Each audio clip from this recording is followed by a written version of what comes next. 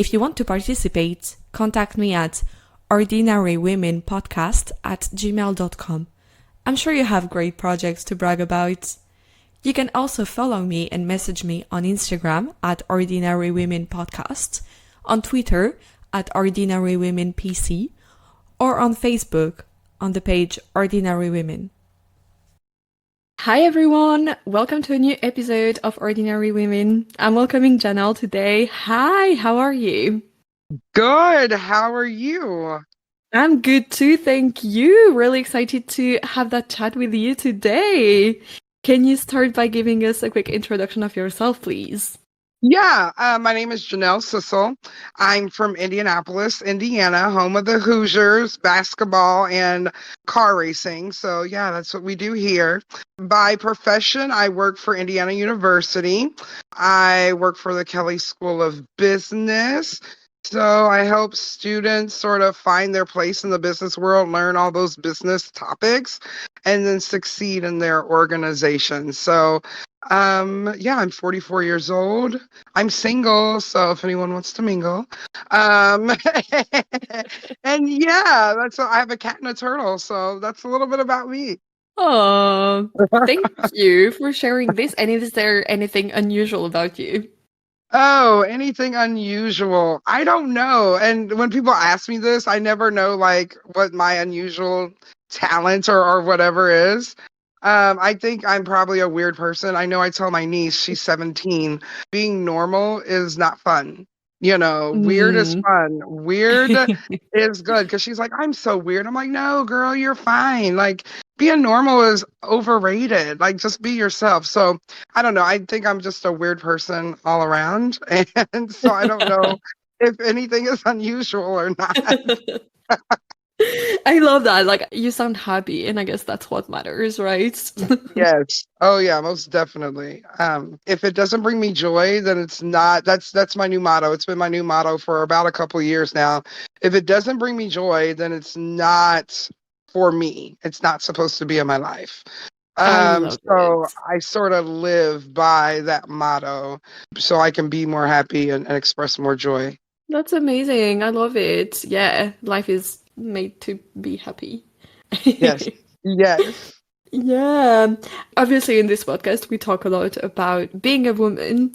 So I'd like to start by asking, was there a moment or an event in your life when you realized that you are a woman?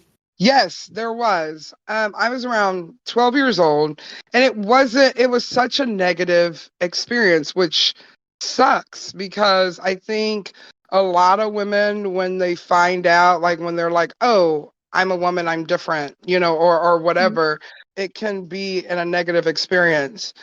So around 12 years old, I just blossomed overnight. Like I literally grew like an inch. I started developing and I didn't look 12. And so my mother's reaction to my body changes were very like, oh, you can't do that anymore. So, no, you can't play outside with those boys anymore because you're a lady and ladies don't do that. Or, no, you should do this because you're a woman now and when women don't do that. And of course, I started my period around 12 years old too. And I remember going out of town to a church conference of all things. And there was the restaurant inside the hotel where kids 12 and older or 12 and under get to eat for free. And so my mom, they bring my mom the check. And of course, there's two charges there for both of our meals. And my mom's like, no, she's only 12. And so the waiter, I remember the sort of gasp on his face just because I was 12, but my body didn't look 12. And I remember like literally it was 30 minutes of my mom and now the management of the hotel going back and forth discussing my blossomed body and me only being 12 years old. It was super embarrassing. And I think that is when it really came to mind that number one, women are judged by their bodies, um, how they look. And then number two, not to believe women. Like, even though it was very small, it was just a meal. I sort of got those two things in my mind where, okay, my life is going to be judged by the way I look. And two, people are not going to believe what I say as a woman. And I think that really settled with me, like that really like embedded itself into my mind. And I started at a very young age to move around the world differently, because of the way that I looked as a woman that may have blossomed a little bit earlier than some. But yeah, it really affected on how I sort of moved in the world, whether it be positive or negative.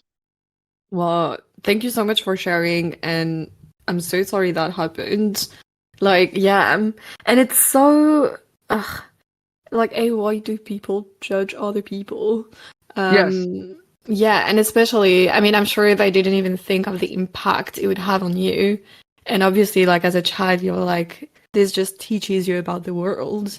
Yes, yes. And of course now my mother and I, we sort of laugh about it. It's like, remember mom when you was fighting with the waiters when I was 12 and they wouldn't give me the kids meal? And she's like, yeah, and of course we think it's funny now.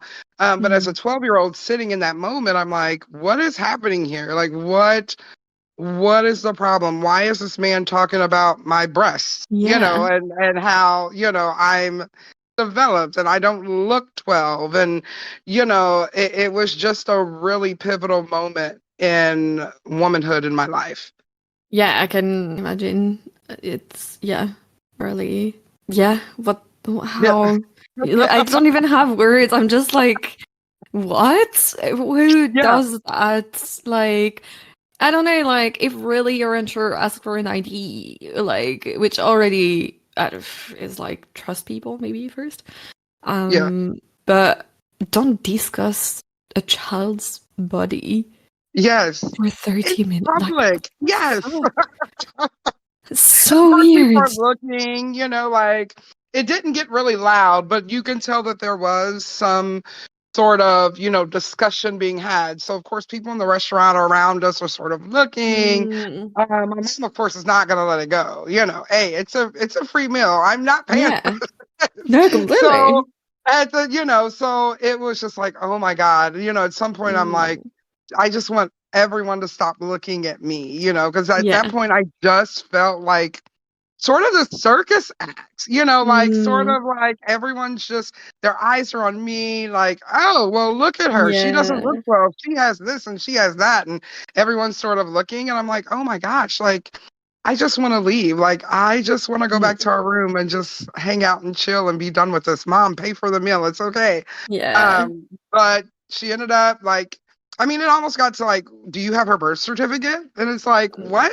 Like, what is happening?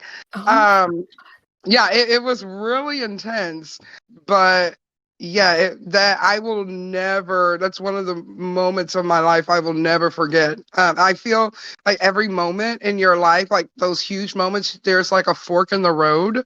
And that's one of those moments where it just stands out to me in my journey, especially as a yeah. woman. Yeah, no, for sure. What? Yeah, again, no words. Thank you so much for sharing. Yeah, and did you grow up with any woman role model? I did. My mother was a role model. She was a single parent, of course, and she was very strong. She was mom and dad. She worked really, really hard to make sure that my sister and I were able to sort of move around with dignity and respect and class. She was really big on education. So I do thank her for that. My other role model, which was a celebrity, because everyone has their like celebrity crush and celebrity role models. And I tell people this all the time, like my car is named after her. And people kind of look at me weird, but I love music. Music is really the love of my life. Like, it's a second language to me. And I thank my music teacher, actually, in elementary school, in sowing that seed. But Billie Holiday, the jazz singer, was really influential with my upbringing. Number one, her voice is amazing and I love her. But she was a woman through all her struggles with addiction, her struggles and her relationships with men and women, her growing up as a prostitute when she was 12, 14 years old, she still was very vulnerable. And you hear that in her music, you read that in her autobiography. And she was her authentic self. In her autobiography, she talks about, hey, you know what? I'm a junkie. I am. Like, I am. No two words about it. But, these are my morals. These are my. So I remember one thing she talked about, I'm a junkie, but I'm not a liar. And so her ability to be vulnerable with her struggles was really, it really touched me, and it still does. Also, while struggling and being vulnerable, she was a really huge figure in the civil rights movement. And lots of people don't attribute that to her. Finally, there was a movie done on Hulu, the Billie Holiday versus the United States of America. She wrote the song Strange Fruit, which she co-wrote it actually when she was driving on her tour bus, which she routinely slept on because she couldn't sleep in hotels because she was Black. They drove past and they had saw someone hanging from a tree, lynched from a tree, and that's where the lyrics of Strange Fruit come from. But there was someone in the FBI, an FBI agent, that just personally had it out for her. They did not like her vulnerability. Of course, her struggles with drugs, a Black woman sort of making it through, making money, getting fame. And now she's written this song about the injustices of Black people in the South. Well, really all over the United States. And so that put her on as a target for the government, to where she could not make her living and make her way as a musician.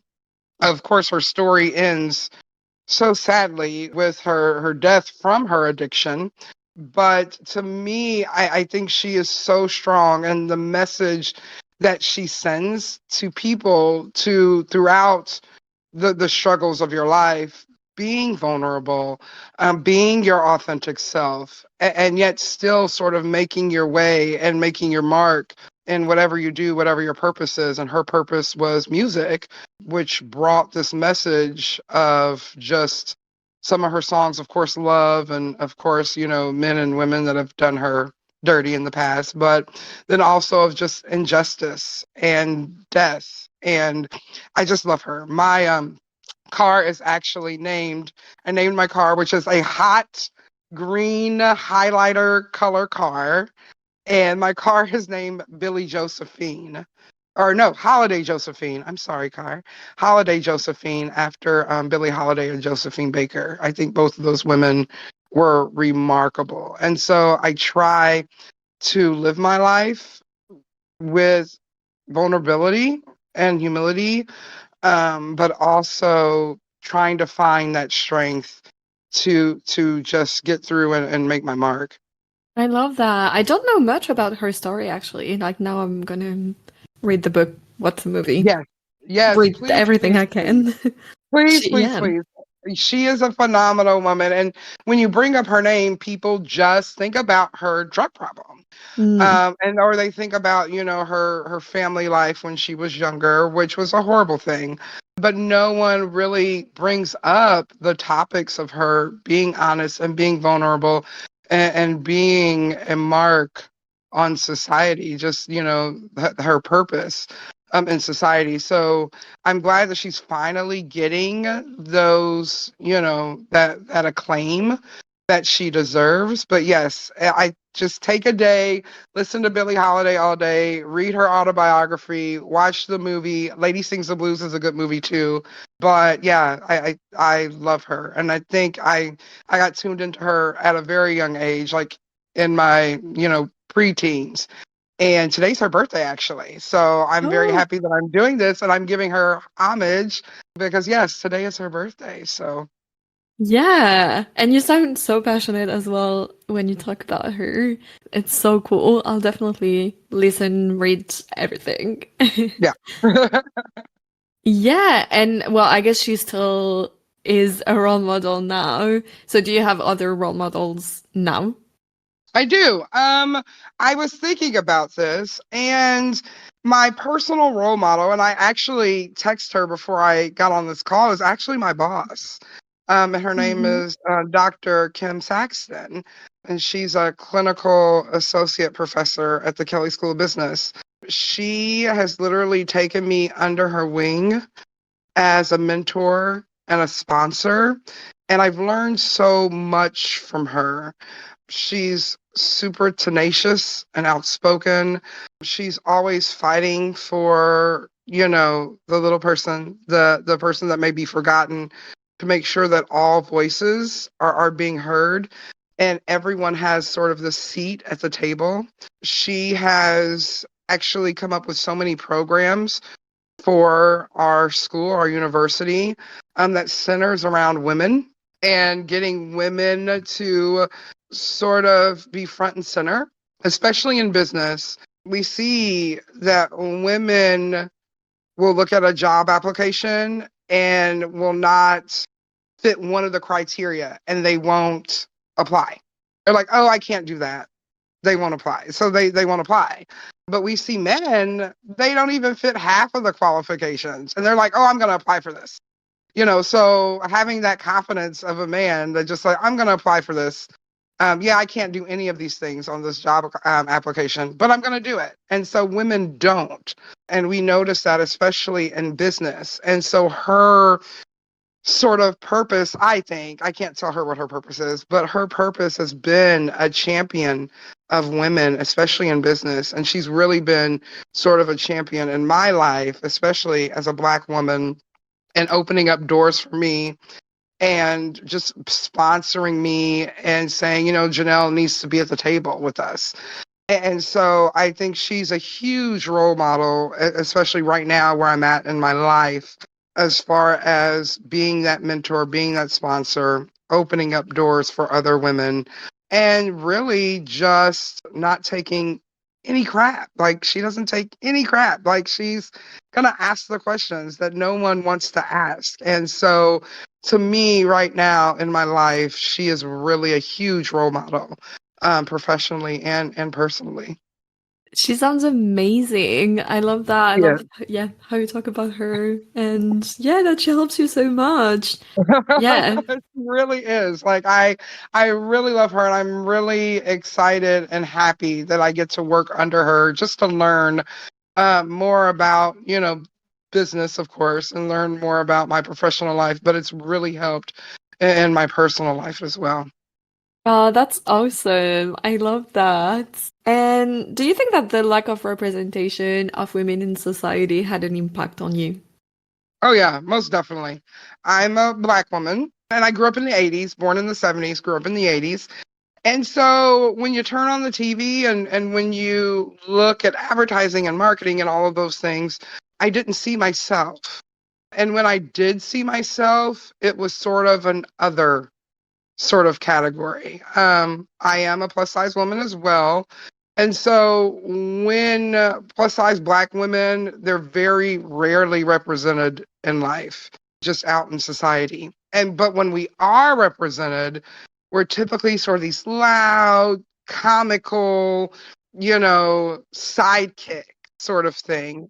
And so I saw myself as that. And sometimes I still sort of struggle with that, not being the front and center person of my life, just sort of being the sidekick, and or not wanting to portray what society portrays me as, as sort of this comic relief. And so it was hard, especially growing up, not seeing someone that fit my mold. And so then there was a time where I really tried to fit the mold of society because that's what I saw. I just saw young blonde white women who, in high school, they go to class and they have the boyfriend and then they go to like the peach pit and they hang out, and those are the images that I saw. And so I tried to imitate that. And it never felt right to me. So I never felt right in my skin growing up. And it was very hard. And so finding, of course, my tribe, which I love them to death, really helped me sort of break out of that shell and break out of that mold. And then, of course, now we're seeing more representation. And I know some people are like, why do, you know, plus size people need to see themselves in magazines? Or why do Black women need to see themselves on TV? Why does the hair, matter? And it's like, that matters because you're not alone. And so for so long, just the lack of that representation, you do feel alone and sort of other. So I'm very happy that that's changing, and that, like, my niece, who's now 17, she's able to see more people that's like her out on TV or out in movies and social medias and things like that. Yeah, it's slowly changing and it's about time. Yes. Yeah, and I'm glad that you, yeah, as you say, do have your tribe now. And also, yeah, I'm always a bit amazed at these people who are like, especially like white men being like, oh, but like white cis straight men would be like, oh, why do they need to see, like, now we only see them, blah, blah. Like, we've only seen you for so long. Let us exist. Exactly. And also, I'm always, yeah, a bit amazed at that. Like, there literally are so many studies about that, about why it is important. And you think that your opinion on the subject matters. Like, it's really, I would love that confidence. Yes, yes. Oh my gosh. And and I think that's because they're used to seeing themselves like Yeah. all the time. And so when they see something different, they're like, oh, they feel fear, like they're going to be taken over, I think, Mm. or their life is going to change in some way. And it's like, no, you're like, it's not all about you. There's other Mm. people that live here in the Yeah. world, in this big rock. And it's not going to change. Like, we're not going to fall into the abyss because the Little Mermaid is Black right now, so Yeah, I'm completely. Also for historical things, like the fact that we picture Jesus as white is like, how did you do that? And yes. how do you like no, like at least make some sense. Yes, yes, Like, yes. yeah.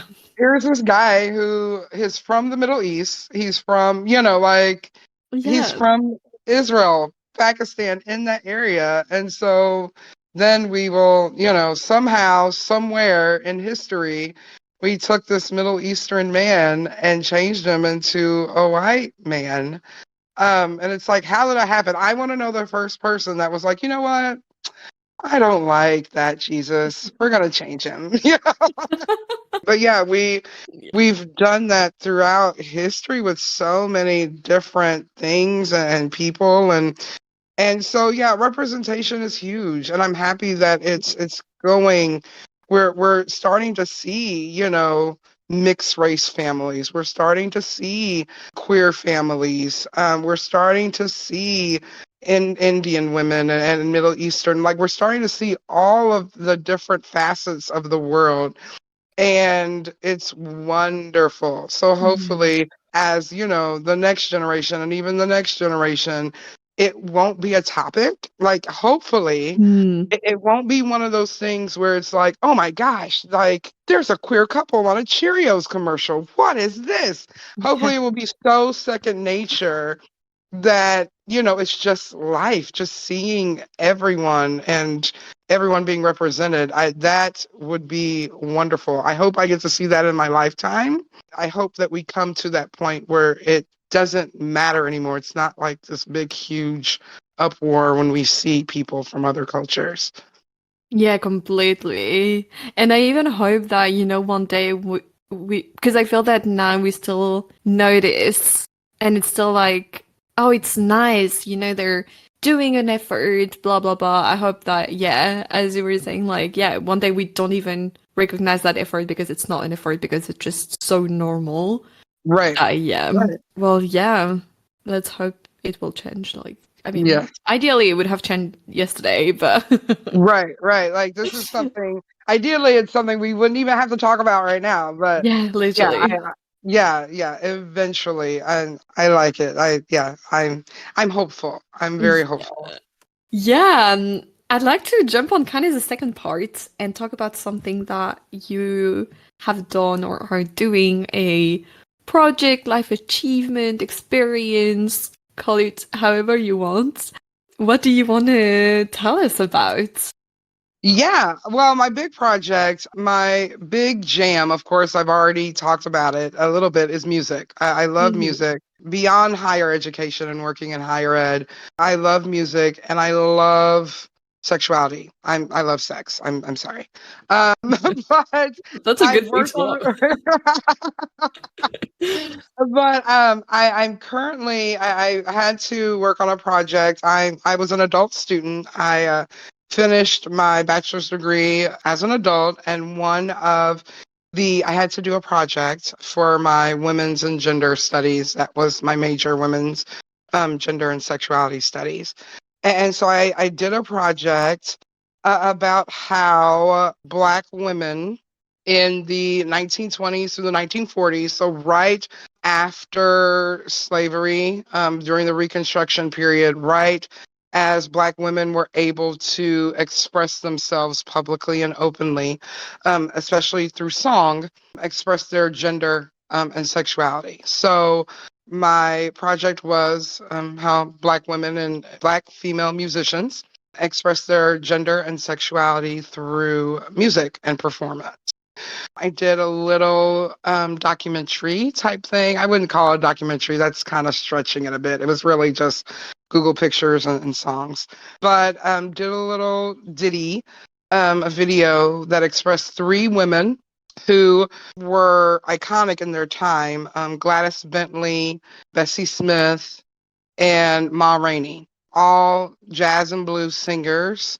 All of them were either bisexual or lesbian, and all of them either had lyrics to their songs that were at the time risque, but they expressed their sexuality through their songs openly, some through innuendo, and some just downright, worded it as, hey, I'm a lesbian. This is me, or either through performance or dress, like Gladys Bentley, who I think if she lived today would have been considered non-binary because she dressed in male clothing, but she didn't consider herself as wanting to be transgender.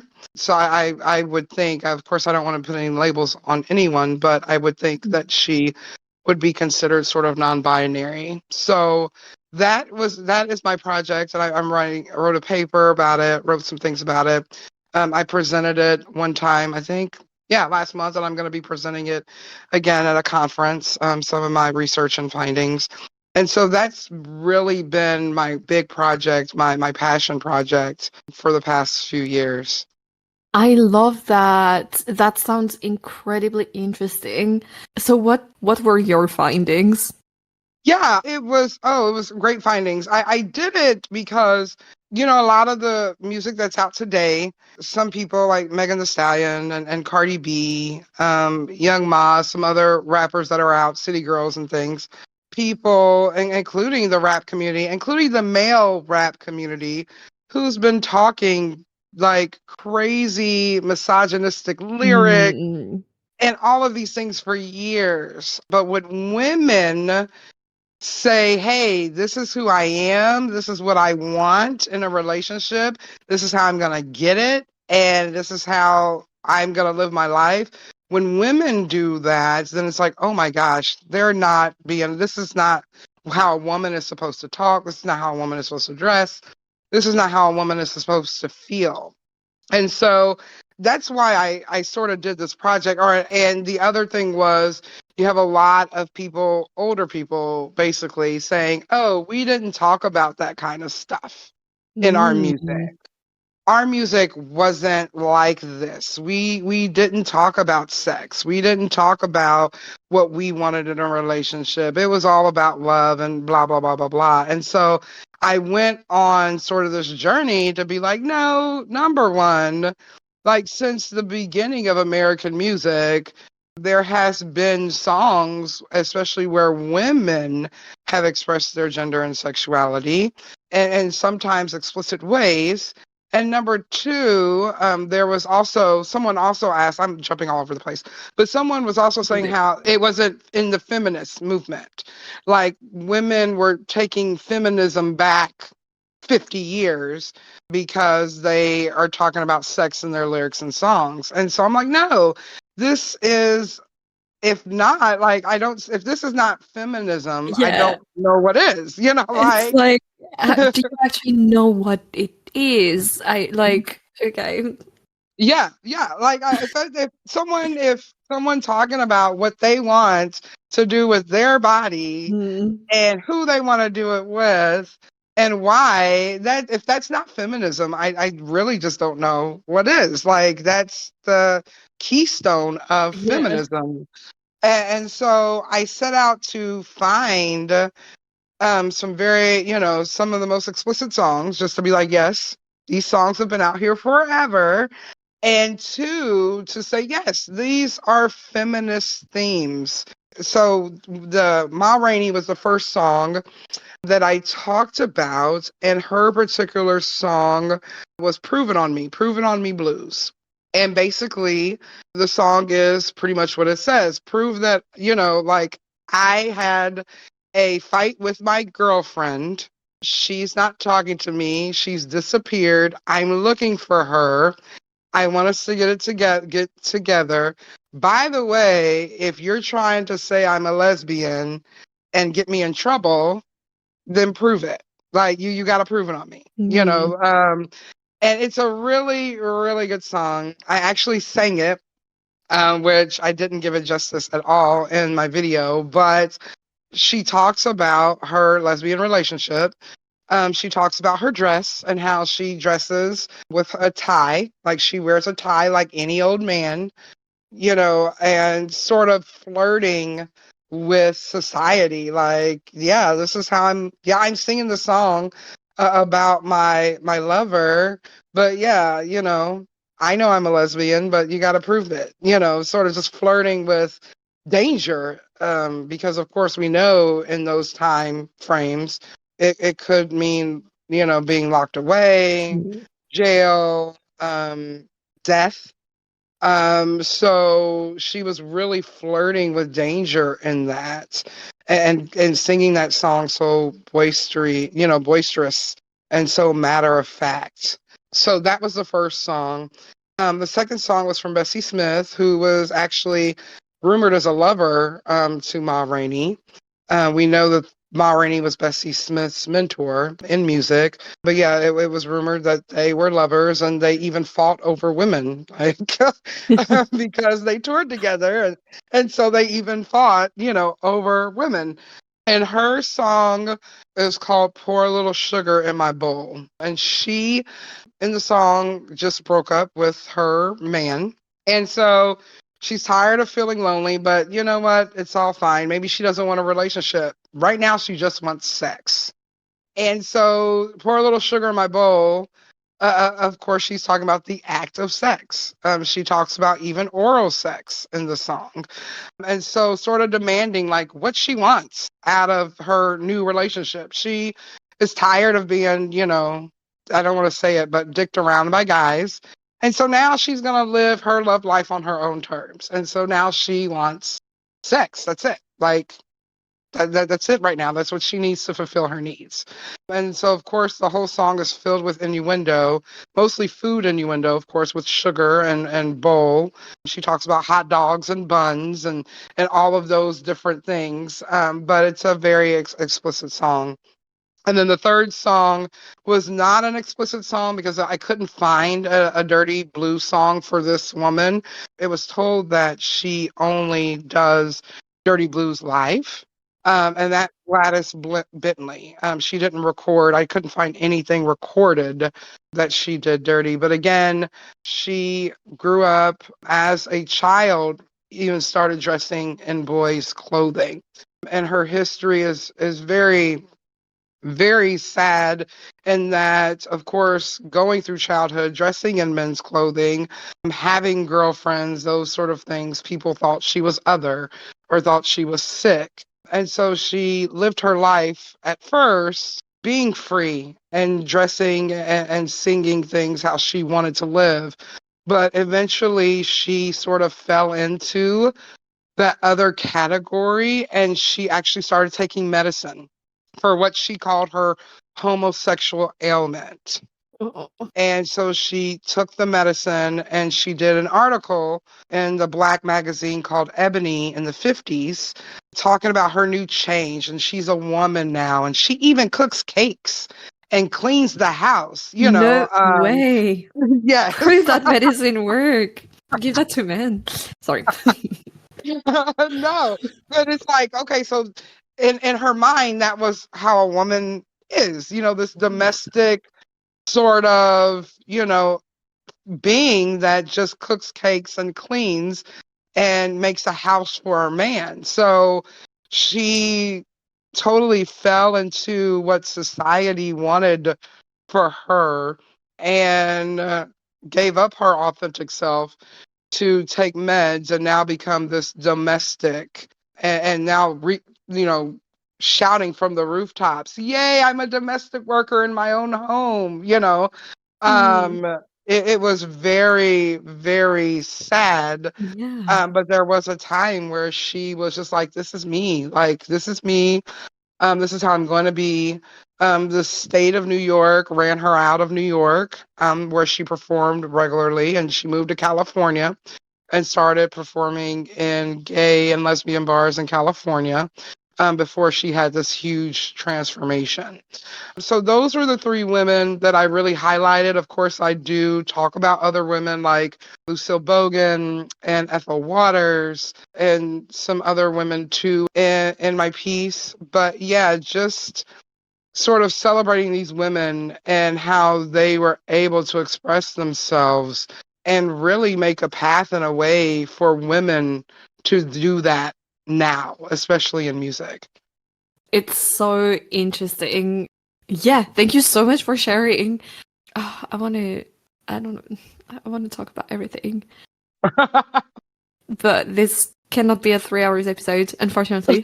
So let's focus on you, actually. You told us a lot about all these like incredible women. But yeah, so how did you do it? Number one, me just doing it totally took me out of my comfort zone. And I Mm, think that is, you know, talking about gender and sex is still taboo. Like it's still, as much as the world is changing, it's still a taboo subject. And so, I even in my own home, like my last presentation that I did, I told my mom about it, and my mom is super religious, super religious. And so I told her, I'm like, hey, you know, I'm presenting my project. And she's like, oh my gosh, I want to come. I want to see you. And I'm like, you're not going to like it. And she's like, well, why? And I'm like, well, number one, I'm talking about homosexuality and I'm talking about sex. And she's like, well, maybe you're right. And so she did not come. I was like, oh my gosh, but I'm kind of Mm, happy she didn't. So then that way I could push that boundary even more. I think I would have felt yeah. very like, my mom is in the audience and I'm talking about oral sex. Oh my gosh. But I did it, you know, like sort of like, oh my gosh, this is kind of explicit. But I did it, number one, because it's so taboo, and number two, because in researching these women and in learning how these women and others are able to be their authentic self and unapologetic, it's helping me in my life be my authentic self and be unapologetic. And that's something in growing up that I wasn't. Of course, in the, previously I'd talk about, trying to fit this mold of what society wants you to be in. And so really researching these women and seeing how they move through life with just, with just greatness has really helped me sort of find my own self. It's really helped me not only find my own self, but start to move and to be more open and out and expressive about who Janelle is and what Janelle likes. And so, yeah, that's how that's really how this project has affected me. And I guess I really haven't even thought about it until now, really, as I'm saying Mhm. this. But yeah, it's really been a lesson for me to really show up as Janelle and whatever that looks like, and seeing these women do that even in times of where they actually face danger, Yeah. physical harm, and they still were able to show up as themselves. Really helps me get me out of my comfort zone and do the same. Yeah, because even I was thinking, I'm so sorry I forgot her name, but the last person you mentioned when she had that phase of like taking medicine and making cakes, basically. Yes. I also wonder how much that was to survive, because she must have been under like so much, like Yes. it could have been, yeah, like some sort of brainwashing and just yeah, but it could also have been like pressure and just like how do I stay alive? Well, yeah, go there, which is Yeah. yeah, so tragic. Yeah, and what makes you proud? Oh, what makes me proud? Right now, I am so proud. The one thing that I'm super proud of is my niece. My niece is everything that I wanted to be at her age. And I think and I know it's because everything that wasn't instilled in me or everything that I couldn't be, we as a family unit and village and of course, that includes friends and things like that, instill that in her.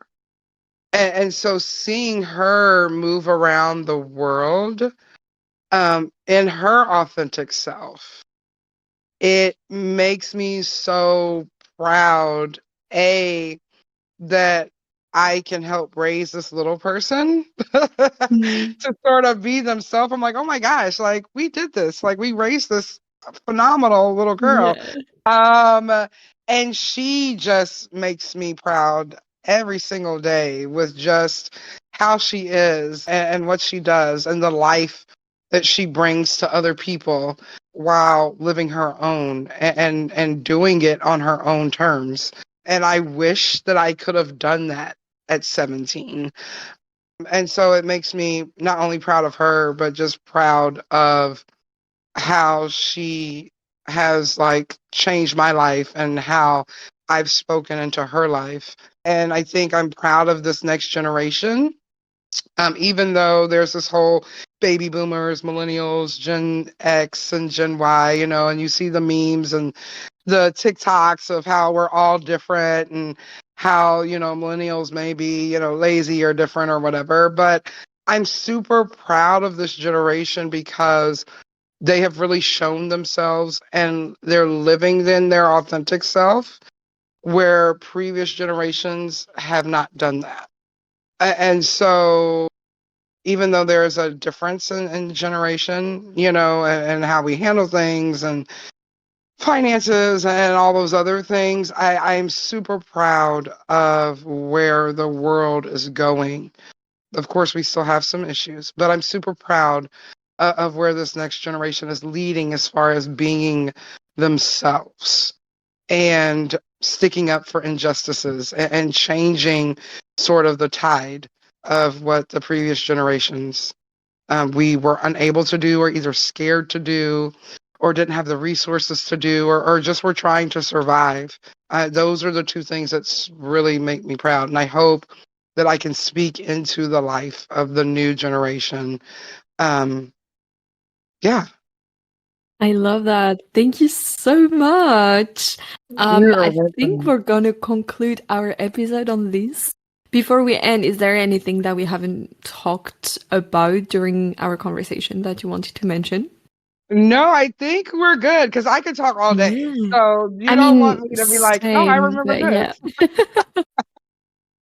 Well, thank you so much, then. It was incredibly interesting. I learned so much and I want to learn more about this because yeah, absolutely fascinating. So thank you so much. Thank you for having me. This was so much fun and so insightful to me. Like you really don't know how things affect you and until you talk Mm, about it out loud, you're like, yeah, you know yeah. what? Yeah. So no, thank you so much. And this definitely gets me out of my comfort zone. So I'm very, very thankful to you for this opportunity.